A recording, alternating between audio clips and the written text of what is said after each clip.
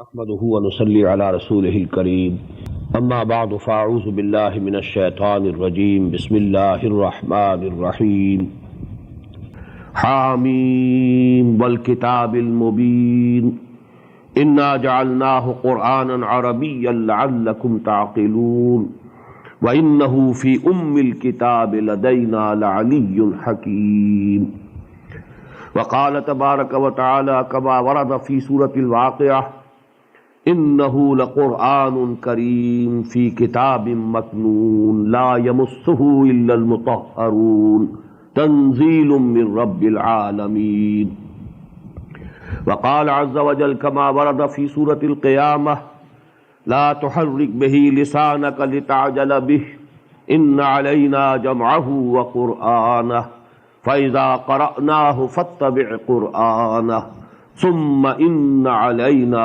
बयानह सदक़ल्लाहुल अज़ीम। Rabbi इश्रह ली सदरी व यस्सिर ली अमरी वहलुल उक़दतम मिन लिसानी यफ़क़हू क़ौली। अल्लाहुम्मा रब्बना अल्हिमना रुश्दना व अइज़ना मिन शुरूरि अनफुसिना। अल्लाहुम्मा अरिनल हक़्क़ हक़्क़न वरज़ुक़ना इत्तिबाअह व अरिनल बातिला बातिलन वरज़ुक़ना इज्तिनाबह। अल्लाहुम्मा वफ़्फ़िक़ना लिमा तुहिब्बु व तर्दा। Ameen Ya Rabbal Alameen. Dear brothers and sisters in Islam, Assalamu alaikum wa rahmatullahi wa barakatuh. With the name of Allah and invoking His blessings and help, we are starting our month-long program of a rapid translation of the whole of the Quran and a brief explanation along with. As I told you couple of days before in my Sunday lecture or this place, we shall be holding inshallah 4 sessions of 1 hour each every night. For today, the first hour I'm taking, I'll try in half an hour to finish with some introduction, some basic and fundamental facts and figures about Quran Hakim, and then about half an hour for Suratul Fatiha. And then in the second hour, inshallah, we shall start with Suratul Baqarah. About Quran, first of all, we all believe that Quran is the word of Allah. Al-Quranu Kalamullah. It's the speech of Allah, word of Allah. And it is protected and preserved. Its protection and preservation is guaranteed by Allah Himself. Number 2, the real and original Quran is with Allah. What we have in our hands is, so to say, the attested copy of that real Quran. That real Quran is in Lawh Mahfuz. Bal huwa Quranun Majidun fi Lawh Mahfuz. At another place, as I have recited the ayat from Suratul Waqiah, Fi Kitabim Maknoon, the hidden book. This is Quran Kareem, and it is in the hidden book. Fi Kitabim Maknoon, La Yamassuhu Illal Mutahharun. And from there it was sent down to Muhammad sallallahu alaihi wasallam. So actually the real Quran is there. That is why I have recited the first 4 ayat of Suratul Zukhruf. Hamim wal Kitabil Mubin. By this book, which is very clear, it is expressive of all its meanings. Inna ja'alnahu Qur'anan Arabiyyan la'allakum taqilun. And we have made it a Quran in Arabic language so that you can understand. And here actually the addressees are the Arabs, who were the first addressees of Quran. I'll discuss this point later on, inshallah. وَإِنَّهُ فِي أُمِّ الْكِتَابِ لَدَيْنَا لَعَلِيٌّ حَكِيمٌ. And this Quran is in the mother of the books, Kitab, the real mother book. لَدَيْنَا, it is with us. Al-Aliyyul Hakim, and this book is exalted and full of wisdom. So the real Quran is with Allah subhanahu wa ta'ala. Fi Lawhim Mahfuz, Fi Kitabim Maknoon, Fi Ummil Kitab Ladayna, And these are actually the attested copies of the Quran that is in Lawh-e-Mahfuz. From there, it was sent down. And this coming down of the Quran was in two stages. Number one, in one night, round about the year 610 of the Christian era, one night of the month of Ramadan, that is Laylatul Qadr, the whole of the Quran, from the Lawh-e-Mahfuz and from the Kitab, as I've told you, it was sent down to the first heaven. Actually, the lowest heaven from the divine side. But from our side, it's the first heaven. The whole of this Quran was sent in that night, Laylatul Qadr. Inna anzalnahu fi Laylatul Qadr. Wama adraka ma Laylatul Qadr. Laylatul Qadr khayrun min alfi shahr. Tanazzalul malaikatu wa ruhu fiha bi'izni rabbihim min kulli amr. Salamun hiya hatta matla'il fajr. And this Laylatul Qadr was in the month of Ramadan. That is why we have just listened in the prayer also, in the first rakat of Salatul Isha, this Shahru Ramadan alladhi unzila fihi al-Quran, hudan linnasi wa bayyinatin min al-huda wal-furqan. For this first coming down of the Quran, the verb that is used in Quran is anzalna. Anzala yunzilu inzalan, because this means one piece, suddenly, sending down something at one time, one piece. So the whole of the Quran was sent down from that Lawh-e-Mahfuz, from that Kitabul Maknoon, from that Kitab to the first heaven. Now that is second stage was that from there it was sent down to the heart of Muhammad sallallahu alaihi wasallam through Archangel Jibreel alayhi salatu wassalam. And it was bit by bit, ayah by ayah, surah by surah. And it took 22 long years in the complete revelation of the Quran to Muhammad sallallahu alayhi wasallam. And who was Muhammad sallallahu alayhi wasallam? We all believe he was the last prophet of Allah subhanahu wa ta'ala. But here I want to mention, he was from the progeny of Ibrahim alayhi salatu wassalam through Ismail alayhi salatu wassalam. And you know his tribe, Quraysh, that belonged to the progeny of Ibrahim and Ismail alayhi salatu wassalam. And they were settled, being Ummul Qura, that is Makkah al-Mukarramah. So there actually, that is the place where Muhammad sallallahu alaihi wasallam was born in the year 571 of Christian era. And when he was round about 40 years, this revelation started to him in Ghar-e Hira, in the cave of Hira. And that was the year 610, as far as we can assess and we can know. Now during these 22 years of the revelation of Quran, for about 12 years Muhammad sallallahu alaihi wasallam stayed at Makkah. So the amount of Quran that was revealed during this period is called the Makki Quran, the surahs, Makki surahs, and it is round about 2/3 of the whole of the Quran. Then he migrated in the year 622 to Medina Munawwara, and from thence till his death in 632, that is 10 years he stayed at Medina. But during these 10 years, he was making journeys for battles also. For Battle of Badr. Then he had to go even to Tabuk, that is near the border of Syria. He had to go to different parts of the Arabian desert. So actually during this whole period of 10 years, the surahs and ayat of Quran which were revealed to him, sallallahu alayhi wasallam, they are called the Madani surahs. Although all of them were not revealed at Medina properly.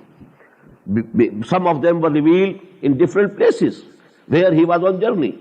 But all that part of the Quran which was revealed during 10 years after Hijrah until his death, this is called the Madani surahs or the Madani Quran. Now this division between Madani and Makki surahs of Quran is clearly agreed upon. About most of the surahs it is agreed upon whether it is Makki or Madani. But there are slight differences of opinion about a few surahs and then about a certain ayat also. There are examples that some ayat were revealed at Makkah, but they are included in the Madani surahs. or some ayat were revealed at Medina, but they are included in the Makki surahs. But as I told you, by and large, it is agreed upon between all the Muslims and scholars that this is the Makki surah and this is the Madani surah. An example of an important exception is Suratul Hajj. According to some people, it is Makki. According to others, it is Madani. And as far as I have been able to understand, part of it is Madani, part of it is Makki. And some ayat, I found it later on, that it was the opinion of Hazrat Abdullah ibn Abbas radiyallahu ta'ala anhuma, that some ayat were revealed during the journey that Muhammad sallallahu alaihi wasallam undertook during his hijrah, when he was going from Makkah to Medina. During this period, those ayat were revealed. So this surah, so to say, we can call it is somewhere between Madani and Makki, Suratul Hajj. About the rest of the surahs, as I've told you, nearly there is consensus, there is agreement of opinion about whether they are Makkis or Madanis. Now, fifth point is, who were the addressees of the Quran? Whom Quran addressed? I want to divide this into two parts. The first and foremost addressees of the Quran, they were the pagan Arabs, who were the progeny of Ibrahim and Ismail alayhi salatu wasalam. And Quran gives them the title of Ummiyin, because they didn't have any book. There was no prophets sent to this progeny of Ibrahim after Ismail alayhi salatu wasalam. So these people, you know, they were unlettered one. They had no education, they had no book, no law, no traditions. So they were called Ummiyin. Huwa alladhi ba'asa fil ummiyina rasulam minhum yatlu alayhim ayatihi wa yuzakkihim wa yu'allimuhumul kitaba wal hikmah. But secondly, the addressees of the Quran were the Jews and the Christians. So to say, they were the former Muslim Ummah. They were the Ummah of Hazrat Musa alayhi salatu wasalam. They were people of the book. All of them believed in Torah. And the Jews, you know, although they didn't believe in Injil, but they did believe in Torah, in the Old Testament, and all the scriptures of the prophets. So actually they are called Ahlul Kitab, people of the book, and they have been addressed to in the Quran directly, and they were also the direct addressees of the Quran, because many Jews were there in the Arabian Peninsula, and then you know Christians were also present in the Arabian Peninsula. To these people, Quran addresses primarily. But secondarily, whole of humanity is the addressee of the Quran. All the people, all human beings who were present in this world at the time of Muhammad sallallahu alaihi wasallam, Quran addressed them also, Ya ayyuhan nas, O people at large, Ya bani Adam, O progeny of Adam. So actually the whole of humanity was being addressed. And not only those people who were present at the time of the advent of Muhammad sallallahu alaihi wasallam, but also all human beings who had to come to this world till the end of this world, till the doomsday. But they are being addressed, and they are the addressees. We may say they are by proxy. To them this message has to be given and communicated by the Ummah of Muhammad sallallahu alaihi wasallam. But the direct, you know, approach of Muhammad sallallahu alaihi wasallam, he addressed directly himself the pagan Arabs of the Arabian Peninsula and the Jews and the Christians of his time. The rest of the humanity, actually this mission was entrusted to the Ummah of the Muslim, of Muhammad sallallahu alaihi wasallam, that now it's your duty to preach and convey and communicate this message of Allah subhanahu wa ta'ala to each and every human being till the end of this world. Therefore, the most important point which I want to make is that when we ponder over Quran and we try to understand it, we should have two levels of understanding of each and every ayah. First of all, we have to keep the ayat or the surahs in the context, the historical context, when they were revealed, to whom they were revealed, who were the first addressees of the Quran, to whom Quran was talking primarily, what were their ideas, what were their beliefs, what were their customs, What were their rituals? Everything has to be in the context, geo-historical context. That we call, in the term of the exegesis of the Quran, ta'wilul khas, with the special, perspective of the time when they were revealed. People who were being directly addressed. If we place the ayah or the surah in that context, and then we try to understand what was the meaning of this ayah or surah, which the people understood at that time, at that particular moment in history. And secondly, because this Quran is meant for the whole of humanity, for all times to come. It was not sent only for the Arabs. It was not sent only for the Christians or the Jews of the times of Muhammad sallallahu alaihi wasallam, but the whole humanity. So actually we have to understand the Quran secondarily in a generalized way. That is called the ta'wilul aam. Look to the words, what they mean, and just don't keep them bound with the background, historical background. Take it away from that background. And as such, you think over them, ponder over them, dive deep into their meanings, and try to generally infer from it the total and the final and the eternal guidance that Allah subhanahu wa ta'ala has provided for the humanity at large. Now lastly, the sequence of Quranic surahs in the Mus'haf that we read and recite, and the sequence in which it was revealed, these two are absolutely different. The sequence of revelation and the sequence of the Mus'haf, the book that we have, these two sequences are absolutely different. As we know, the Makki surahs, basic principle is that they were revealed at Makkah. They were revealed earlier than the Madani surahs. But we find in the Quran, in Mus'haf, that the four Madani surahs, they are in the very beginning of the Mus'haf. Suratul Baqarah, Suratul Al Imran, Suratul Nisa, Suratul Ma'idah. Four longest Madani surahs are in the beginning of the Quran, although we know they were revealed after 12 years from the beginning of the Wahi. So the sequence of Mus'haf and sequence of revelation, they are different.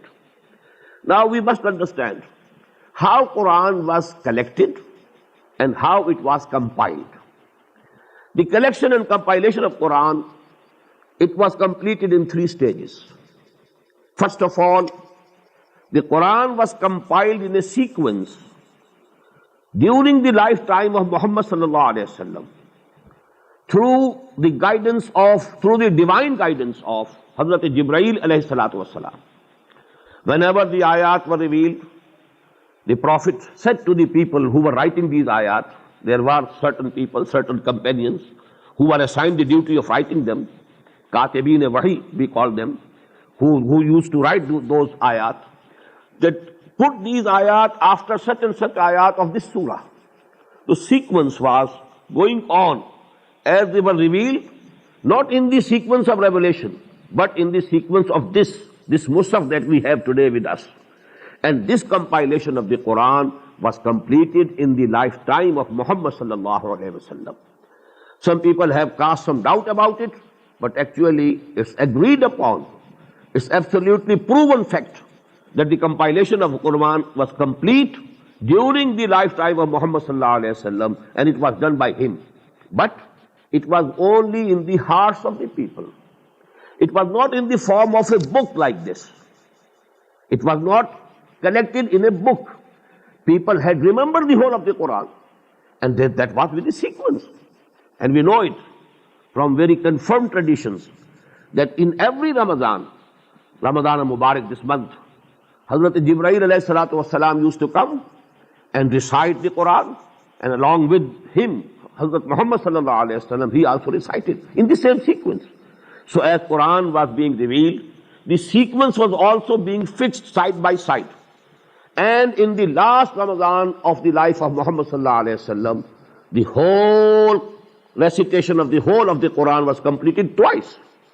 So that sequence of the surahs and ayat was completed, and compilation was completed in the lifetime of Muhammad sallallahu alaihi wasallam, although there was no book form of this Quran in the days of Muhammad sallallahu alaihi wasallam.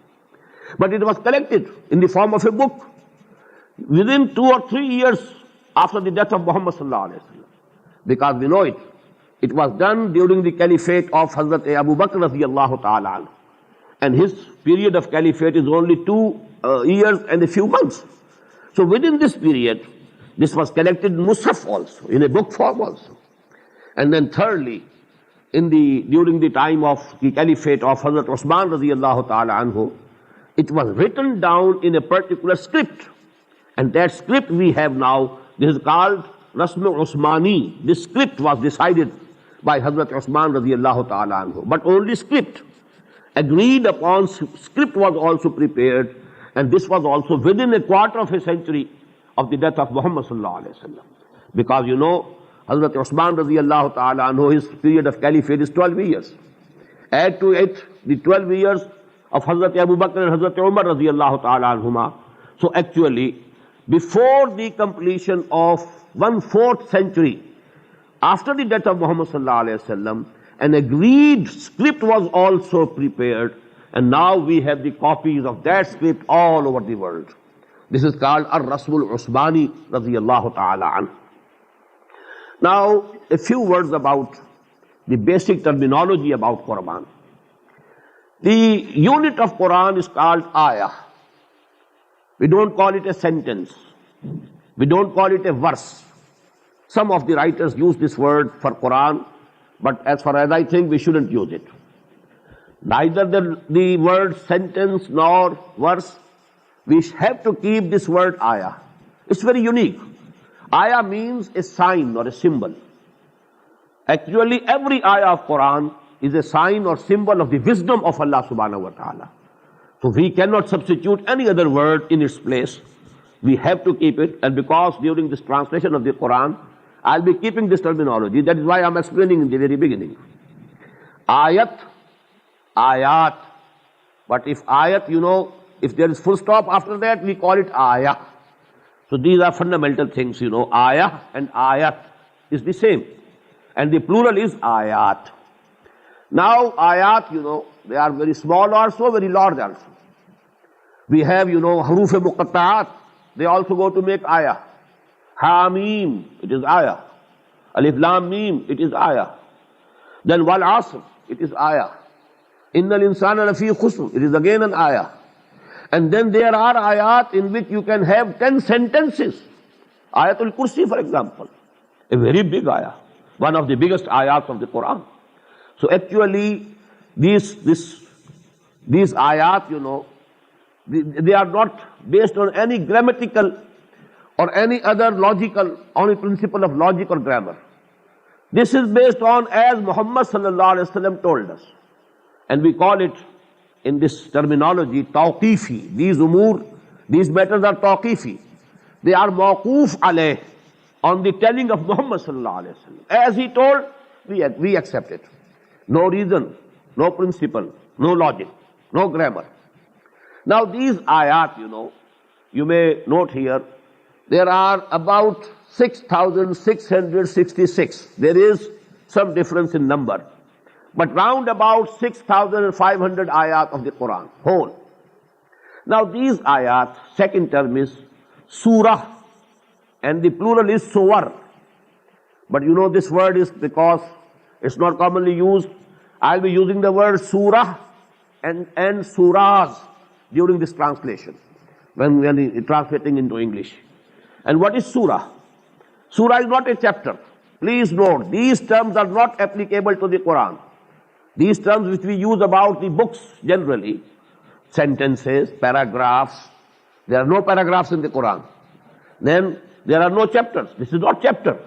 Because you know, for every chapter of a book, there must be a certain topic, and that topic should be discussed in that chapter alone. It shouldn't be repeated in the second chapter, or again in the third chapter. But we find in the Quran that even the story of Adam and Iblis, it has been repeated in 7 surahs of the Quran. So actually it's a unique book. It's not the common book as we know the word book, human books. This is a unique book in itself, and it has its own compilation, its own style, its own terminology. So ayat, then the ayat are joined together in surahs. There are 114 surahs of the Quran. And these surahs, are very small also. 3 surahs are there who have only 3 ayat each. وَالْعَصْرِ إِنَّ الْإِنسَانَ لَفِي خُسْرٍ إِلَّا الَّذِينَ آمَنُوا وَعَمِلُوا الصَّالِحَاتِ وَتَوَاصَوْا بِالْحَقِّ وَتَوَاصَوْا بِالصَّبْرِ. Surah is complete. In the same way, إِنَّا أَعْطَيْنَاكَ الْكَوْثَرَ فَصَلِّ لِرَبِّكَ وَانْحَرْ إِنَّ شَانِئَكَ هُوَ الْأَبْتَرُ. Surah is complete. And on the other hand, we find Surah Al-Baqarah, 286 ayat.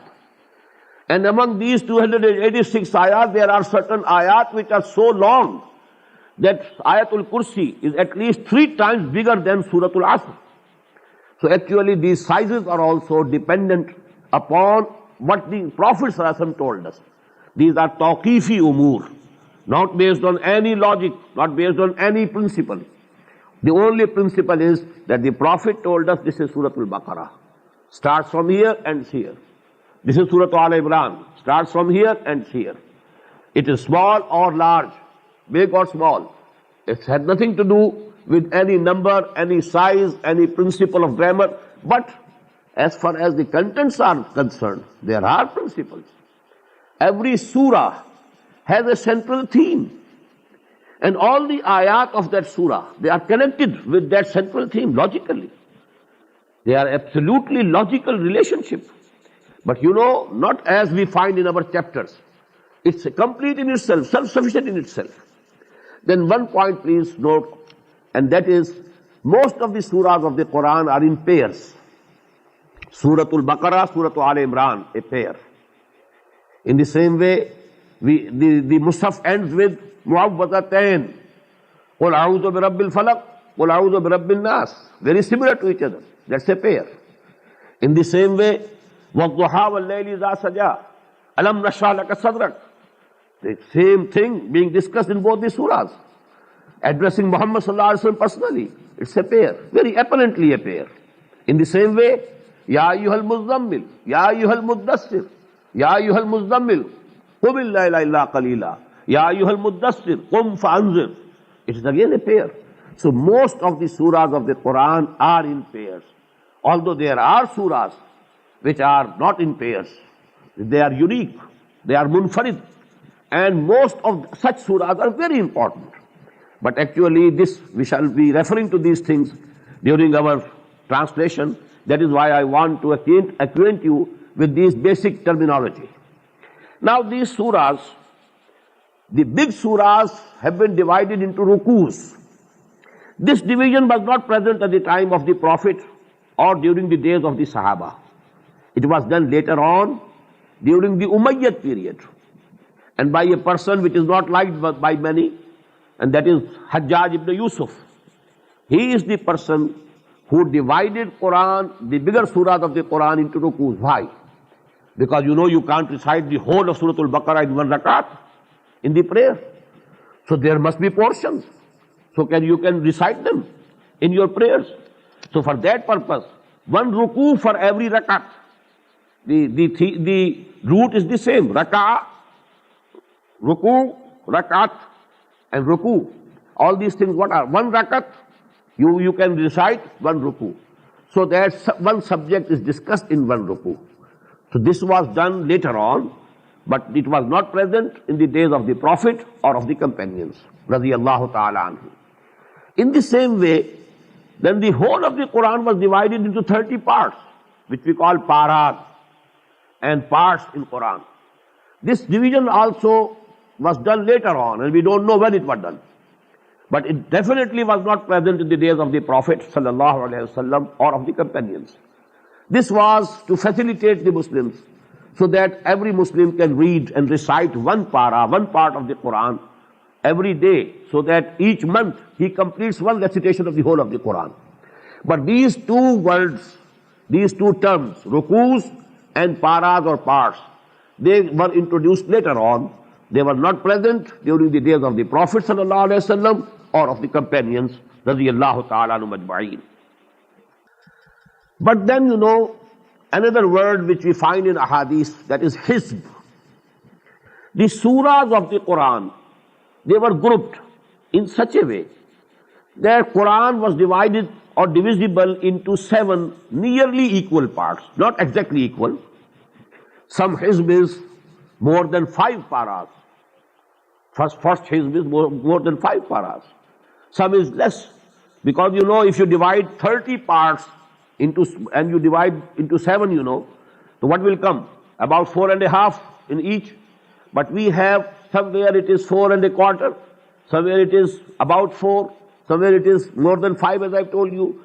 But the beauty is, and this one was present during the time of the Prophet ﷺ, hizb, because people who had more love for Quran, they used to complete the recitation of the Quran in every week. So they had to divide Quran in 7 parts so that they can complete the recitation of the Quran in 1 week, 7 days. So we find the beauty is that the surahs are complete. They are not broken in this division into ahzab or manzil, as we call it in Urdu generally, manzil. And the ahzab, this is the Arabic word mostly used. We have 3 surahs in the first. If you leave alone Suratul Fatiha, which is the preface of the whole of the Quran, then 3 surahs. Suratul Baqarah, Surah Al Imran, Suratul Nisa, 1 manzil, 1 hizb. Then 5 in the next, 7 in the next, 9 in the next, 11 in the next, and 13 in the next, and then 65 surahs in the 7th hizb. That is also a multiple of 13. 13 into 5 makes 65. So actually there is a beauty, numerical beauty, as well as, a gradual increase, 3, 5, 7, 9, 11, 13, and then 65. So this was also present, this division of the Quran into 7 ahzab or 7 manazil during the days of the Prophet ﷺ. Lastly, there is another grouping of these surahs. And incidentally, this is also in 7 groups. These 7 groups are groups of Makki and Madani surahs. We find in the Quran 1 or 2 Makki surahs, then 1 or more Madani surahs, it becomes 1 group. Then 2 or 3 or 1 or 2 Makki surahs, then some Madani surahs, 2nd group. Then Makki, then Madani, 3rd group. Again Makki, again Madani, 4th group. Again Makki, again Madani, and so on. These are also 7 groups. We find in the first group, Suratul Fatiha is the only surah which is Makki. Only one. Then 4 longest Madani surahs, Suratul Baqarah, Suratul Al Imran, Suratul Nisa, Suratul Ma'idah, and this goes to make the first group. This is not first manzil, first group of Makki Madani surahs. Then we have 2 surahs which are Makki, Suratul An'am, Suratul Araf. Again 2 surahs which are Madani, Suratul Anfal, Suratul Tawbah. This is the 2nd group. Then in the 3rd group, we have 14 surahs which are Makki, starting from Suratul Yunus, ending with Suratul Mu'minun, and only 1 surah which is Madani, and that is Suratul Nur.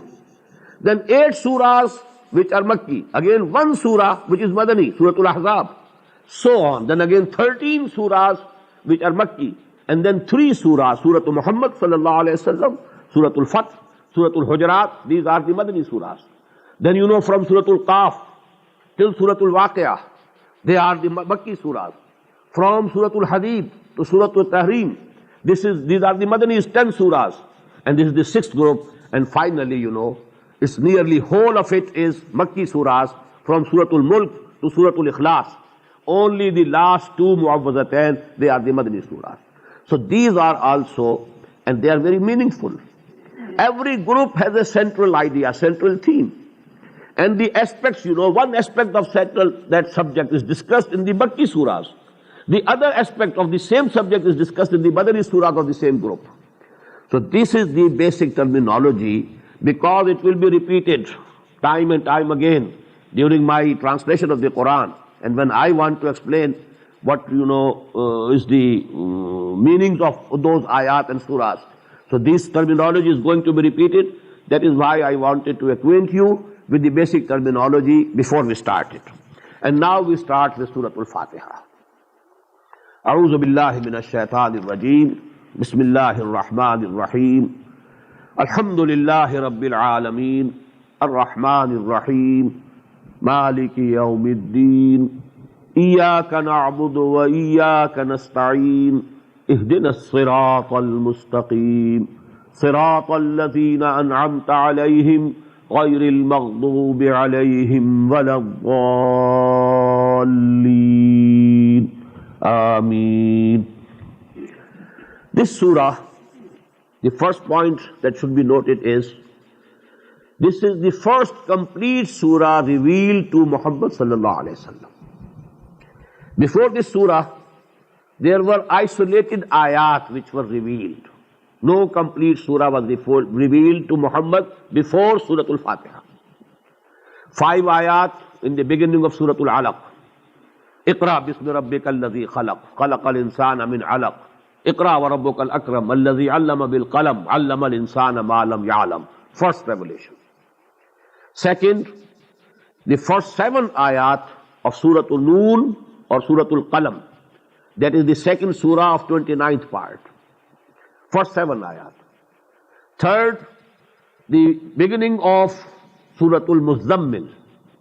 Fourth, the first 7 ayat again of Surah Al-Muddassir.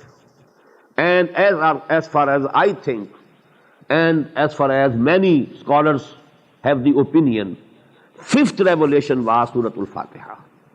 And it was the first surah which was revealed to Muhammad sallallahu alaihi wasallam complete. It consists of 7 ayat. This number is agreed, although there is a difference in counting. Some people include Surah Ayatul Bismillah in this counting. Bismillahir-Rahmanir-Rahim, ayah number 1. Alhamdulillahi Rabbil Alameen, ayah number 2. And you know they count the last Siratal Lazina Anamta Alayhim, Ghayril Maghdubi Alayhim Waladdallin as 1 ayah. So the total comes to 7. But in the second opinion, and this is the opinion of Imam Abu Hanifa rahimahullah, and I also agree with this second opinion. I will let you know the reason of that later on. Ayatul Bismillah is not included in Surah Al-Fatiha. This is the opinion of Imam Abu Hanifa rahimahullah. This is actually a sign that a surah is beginning. And this is placed between all the surahs of the Quran, except one, you know, Surah At-Tawbah. It has no ayat Bismillah in the beginning or before it.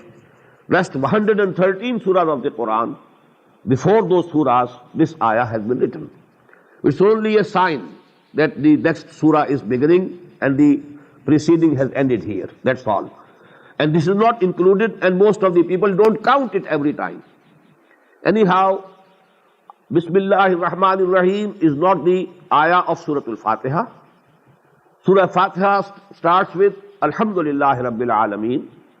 Ar-Rahmanir-Rahim, second ayah. Maliki Yawmiddin, third ayah. Iyyaka na'budu wa iyyaka nasta'een, fourth ayah. Ihdinas siratal mustaqim, fifth ayah. Siratal ladhina an'amta alayhim, separately, ayah number 6. Ghayril maghdubi alayhim waladdallin, separately, ayah number 7. This is the second mode of counting. Please note that 7, this is agreed upon, that Surah Al-Fatiha consists of 7 ayat, but the mode of counting is different.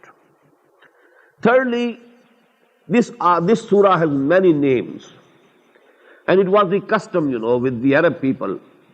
The thing which they liked more, they gave it more names. This surah, because this is a very important surah of the Quran, very basic surah, it has, you know, more than 50 names have been enumerated by Jalaluddin As-Suyuti rahimahullah in his very famous book Al-Itqan fi Ulum al-Quran. But the most important are Al-Fatiha. Why? Fataha yaftahu means to open something. Miftah means the key to open the lock. Fataha yaftahu, to open something. Al-Fatiha, the opening surah of the Quran. So this is actually the name which is most commonly known and commonly used. And this is very meaningful because with this Quran begins as if it is opening the Quran. The opening surah of the Quran, Al-Fatiha. But you know, Ummul Quran Asasul Quran. There are so many names. Al-Kafiya, Ash-Shafiya. There are, as I've told you, 50 names have been enumerated by Jalaluddin As-Suyuti rahimahullah. So these are the different names. Then you know, there is a hadith of the Prophet sallallahu alaihi wasallam narrated by Hazrat Ubay ibn Ka'b radiyallahu ta'ala anhu. He is an Ansari Sahabi, and the Prophet sallallahu alaihi wasallam gave him the title Aqra'ul Sahaba, Aqra'uhum Ubay ibn Ka'b. Among my Sahaba, the one who is most knowledgeable about Quran is Ubay ibn Ka'b radiyallahu ta'ala anhu. So there is a hadith narrated by him in which the Prophet ﷺ has been reported to have said that this is the biggest and this is the most important surah of the Quran. And like this surah, no surah was revealed before it, neither in Torah, nor in Injil, nor in Quran itself. This is unique and this is most profound. So this is actually about its grandeur, importance, its profoundness. This hadith is very important. Then this surah is in the form of a prayer. Although it's Kalamullah, but actually, what is it? It's a prayer taught to us. We address Allah subhanahu wa ta'ala according to this surah. Alhamdulillahi Rabbil Alameen. We are praising Allah subhanahu wa ta'ala. Ar-Rahman Ar-Rahim Maliki Yawmiddin. Iyaka na'budu wa iyaka nasta'in. Only Thee we shall obey and serve. And only Thee we ask for help. So actually we are addressing Allah subhanahu wa ta'ala according to this surah. But Allah subhanahu wa ta'ala has taught us this dua, this prayer. And that is why this is the real prayer. This is the real salah. That is why the Prophet said, La salata liman lam yaqra bi suratil Fatiha, bi Fatihatil Kitab.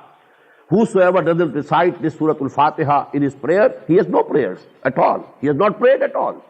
So actually this is an integral part of our prayer. That is why we repeat it in every rak'ah. The full surah is repeated in every rak'ah. So actually, what is the style of this surah? Allah subhanahu wa ta'ala in this surah has actually represented the position of a human being whose nature is non-polluted, unpolluted, unperverted, and who has the faculty of right thinking. He can reach by his own thinking and ponderance and meditation, he can reach the conclusion that there is a creator of this universe. And he is Rahman and Rahim. And secondly, that we shall have to return to him for the rewards of our actions or punishments of our misdeeds. These things, you know, they are so much simple and so much known, absolutely known and apparent to the human nature that every human being who thinks in a right way, in a straight line, who has the faculty of reasoning in a straight line, who can use his logic in a very straight manner, and number two, his nature is unpolluted, unperverted, he will reach these conclusions. There is some creator. That creator is most benevolent, most compassionate, most merciful. Then he has created us, and he has produced in us a moral law, a moral sense. We know by our nature something is wrong, something is right, something is good, something is bad. When there is this knowledge, this moral law within ourselves, it cannot go unrewarded. There must be some reward. And that reward we don't find in this world. So there should be another life. So these are the basic things to which a human being, if he is good-natured, Salimul Fitrah, and if he has the right thinking, he is Salimul Aql, he will reach these conclusions. But now he has to ask for guidance. What should I do? Where should I go? What things are actually harmful for me? I don't know. I want to please you, O Allah. How should I do it? I want to worship you, O my Creator. I want to know you. I want to love you. I want to obey you. I want to please you. But how should I do it? That is actually this is the call of the nature. And this call of the nature has been given these wordings by Allah subhanahu wa ta'ala, and they have been given to us in the form of Surah Al-Fatiha. Just as we shall find, inshallah, today, in the 4th section of Surah Al-Baqarah, that when Hazrat Adam alayhi salatu wasalam committed a sin, he disobeyed Allah subhanahu wa ta'ala, he ate the fruit of the forbidden tree, then there was within him a sense of guilt. He wanted to apologize. He wanted to repent. He wanted to ask Allah for his forgiveness. But he didn't have the words. With what words should I ask the forgiveness of Allah subhanahu wa ta'ala? And we find in that section, فَتَلَقَّى آدَمُ مِنْ رَبِّهِ كَلِمَاتٍ فَتَابَ عَلَيْهِ. When Allah subhanahu wa ta'ala found in him that he is now feeling guilty, he is now sorrowful, he is now sorry why I committed this mistake. He wants to apologize to me. He wants to ask my forgiveness. Then Allah subhanahu wa ta'ala taught him the words. فَتَلَقَّى آدَمُ مِنْ رَبِّهِ كَلِمَاتٍ فَتَابَ عَلَيْهِ رَبَّنَا ظَلَمْنَا أَنفُسَنَا وَإِن لَّمْ تَغْفِرْ لَنَا وَتَرْحَمْنَا لَنَكُونَنَّ مِنَ الْخَاسِرِينَ. In the same way, if we imagine a person who is right-minded, who is right-natured, good-natured person, who wants to lead a simple and right life, but he wants to know what to do and what not to do. He wants to have the guidance. Now, actually, his ihsasat, his feelings, have been given these wordings by Allah subhanahu wa ta'ala. Alhamdulillah Rabbil Alameen, Ar-Rahman Ar-Rahim, Maliki Yawmiddin, Iyaka na'budu wa iyaka nasta'een, Ihdina as-sirat al-mustaqim, sirat al-lazina anamta alayhim, ghayr al-maghdubi alayhim wa la-dhalleen. So these are the wordings from Allah subhanahu wa ta'ala, but the feelings of a man, a good-natured man, who wants to have the guidance. So that is actually the style of this Surah Fatiha. That is why, there is a hadith, very beautiful hadith, in the Sahih of Imam Muslim rahimahullah, and it has been narrated by Hazrat Abu Hurairah radiyallahu ta'ala anhu. This hadith gives us a very beautiful analysis of Surah Al-Fatiha. Allah subhanahu wa ta'ala has been reported to have said, قَسَمْتُ الصَّلَاةَ بَيْنِي وَبَيْنَ عَبْدِي نِصْفَيْنِ. I have divided the prayer, that is Surah Al-Fatiha, between myself and my bondsman in 2 halves. فَنِصْفُهَا لِي وَنِصْفُهَا لِعَبْدِي. Half of the prayer is for me, and the rest of the half is for my bondsman. وَلِعَبْدِي مَا سَأَلَ. And I grant for my bondsman what he has asked me. And then there is the detailed, description. When a person says, إِذَا قَالَ الْعَبْدُ الْحَمْدُ لِلَّهِ رَبِّ الْعَالَمِينَ يَقُولُ اللَّهُ تَعَالَى حَمِدَنِي عَبْدِي. When we say, but if we say it from the depths of our hearts, not only repeating the words only, parrot-like, but the actual, our feelings. When we say, Alhamdulillah Rabbil Alameen, simultaneously Allah says, Hamidani Abdi, my bondsman has praised me. وَإِذَا قَالَ الْعَبْدُ. And when the bondsman says, Ar-Rahman Ar-Rahim, Ar-Rahman Ar-Rahim, Allah says, يَقُولُ اللَّهُ تَعَالَى إِسْنَا عَلَيَّ عَبْدِي. My bondsman has spoken high of me. Then when the bondsman says, Maliki Yawmiddin, Yaqulullahu Ta'ala, Majjadani Abdi, Allah says, my bondsman has glorified me. Now these 3 ayat are absolutely for Allah subhanahu wa ta'ala. In the praise of Allah, Alhamdulillah Rabbil Alameen, all praise be for Allah, who is the master and the creator and the sustainer of all the worlds. Ar-Rahman Ar-Rahim, He is benevolent, compassionate, merciful. Maliki Yawmiddin, and He is the sole authority on the day of judgment, on the day of reward. He is the sole authority. He is the master of the day of judgment. Now this is actually 3 ayat. They are all for Allah subhanahu wa ta'ala, praising Allah. Now the 4th ayah, this is actually a bond, a covenant between Allah and the bondsman. Iyaka na'budu wa iyaka nasta'een. That is why you see these 3 ayat, first 3 ayat, According to the Arabic grammar, they go to make one sentence. Alhamdulillah Rabbil Alameen Ar-Rahman Ar-Rahim Maliki Yawmiddin. Actually, this is one sentence. Although ayat are three, sentence is one. But in the fourth ayah, Iyaka na'bud, it's a complete sentence. Wa Iyaka nasta'in, another complete sentence. It is comprised of two sentences. O Allah, only Thee we worship. Only Thee we serve. Only Thee we obey. And we shall translate it into future tense also. Because in Arabic, you know, fi'l muzara, it includes present and future tenses both. Only Thee we worship, and only Thee we shall continue to worship. Only Thee we serve, and only Thee we will continue to serve. Only Thee we obey, and only Thee we will continue to obey.